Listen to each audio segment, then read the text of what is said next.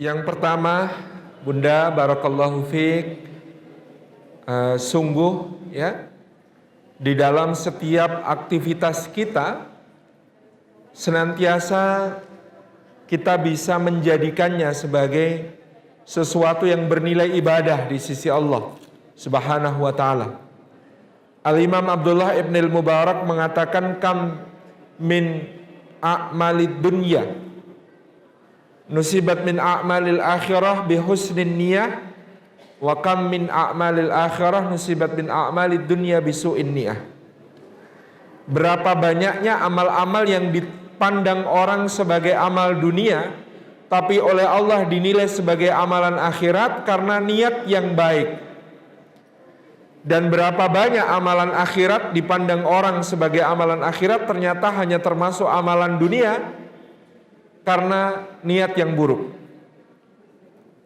Maka pertama-tama yang harus kita senantiasa lakukan adalah meluruskan niat agar segala aktivitas kita ini karena Allah, untuk meraih keridhaan Allah. Ada satu nasihat lagi dari Imam Sufyan Ats-Tsauri yang patut menjadi renungan kita. Beliau mengatakan, i'mal li dunyaka biqadri ma satabaqa fiha wa'mal li akhiratika biqadri ma satabaqa fiha. Beramalah untuk duniamu seukur kadar berapa lama engkau akan tinggal di dunia, dan beramalah untuk akhiratmu seukur kadar berapa lama engkau akan tinggal di sana. Kalau kita hitung-hitung tinggal di dunia itu, ya umatnya Nabi Muhammad SAW, antara 60 atau 70 tahun. Lebih dari itu bonus banyak. Sementara yang namanya kehidupan akhirat itu khalidina fiha abada, kekal di dalamnya selama-lamanya. Nah, bagaimana caranya kita membagi waktu kita sehari 24 jam, itu berapa yang kita gunakan untuk dunia, berapa yang kita gunakan untuk akhirat. Berapa yang kita gunakan untuk 60-70 tahun, berapa yang kita gunakan untuk hidup selama-lamanya. Perbandingannya nggak dapat. Dari 24 jam, berapa untuk 60-70 tahun, dari 24 jam, berapa yang untuk kekal selama-lamanya. Maka, kata para ulama, nasihat Imam Sufyan Ats-Tsauri ini nggak bisa dilakukan dengan cara membagi waktu kita. Cara mengamalkan nasihat ini adalah meniatkan semua aktivitas kita untuk ibadah, untuk meraih keridhaan Allah, untuk akhirat. Karena yang dunia nggak perlu diniat-niati. Karena yang dunia itu jaminan Allah. Wa ma min dabbatin fil ardi illa Allahi rizquha. Tidak ada yang melata di atas bumi melainkan Allah menjamin rezekinya. Tapi kalau yang akhirat itu perlu diniati karena belum dijamin. Am hasibatum an tadkhulul jannah. Apakah kalian mengira kalian pasti akan masuk surga? Enggak. Belum pasti. Nah, jadi yang perlu kita niatkan adalah yang belum pasti, yaitu surga. Sementara yang dunia tidak perlu dijadikan niat, tapi kerjakan dengan niat akhirat. Jadi ini akan membuat semua hal yang kita lakukan itu bernilai ibadah.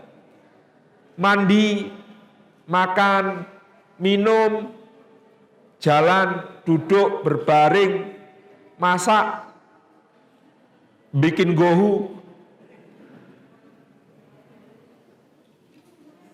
bikin apa itu tadi? Popeda, bikin kuah kuning, bikin colo-colo.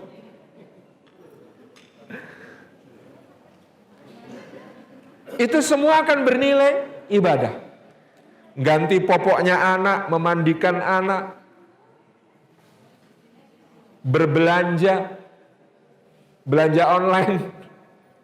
Semua, ya, menyisir rambut, berdandan untuk suami, semua akan bernilai ibadah kepada Allah Subhanahu wa taala.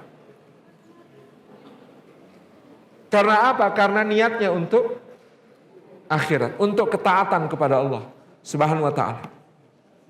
Ini yang perlu kita lakukan di dalam kehidupan. Maka dengan demikian, Bunda, di rumah pun ada begitu banyak keberkahan yang bisa kita raih. Di rumah pun ada begitu banyak aktivitas yang bernilai berkah, insya Allah. Meskipun tentu perlu disepakati dengan suami. Ada aktivitas-aktivitas di luar untuk mencari keberkahan yang perlu kita kejar. Majelis ilmu sesekali, ya? Atau kesempatan-kesempatan yang lain. Jadi intinya pertama-tama soal menata niat.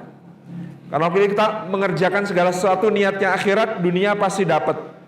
Kata orang Jakarta, tanam padi tumbuh rumput. Kalau kita niatnya untuk menanam padi, pasti ada rumput ikut tumbuh. Tapi kalau tanam rumput, mustahil tumbuh padi.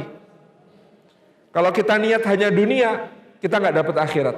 Niat akhirat dapat dunia, niat dunia nggak dapat akhirat. Niat akhirat dapat dua-duanya, niat dunia nggak dapat akhirat.